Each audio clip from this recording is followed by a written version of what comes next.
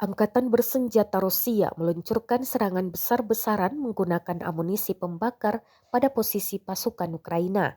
Dalam serangan kali ini, Rusia menargetkan tumpukan pasukan Ukraina di Saporosi. Rekamannya beredar di Telegram pada Senin, 5 Juni 2023. Dalam keterangan unggahan disebutkan benteng membara bagi angkatan bersenjata Ukraina di front Saporosi. Tentara Rusia membakar posisi musuh dengan serangan barbar, tempat-tempat penumpukan dan posisi militan Ukraina dihabisi, jelas narasi unggahan. Pasca dihujani amunisi pembakar, drone merekam jelas posisi pasukan Ukraina yang membara. Sayangnya, total kerugian Ukraina tidak dirincikan. Kendati demikian, rekamannya telah menuai berbagai komentar dari warganet.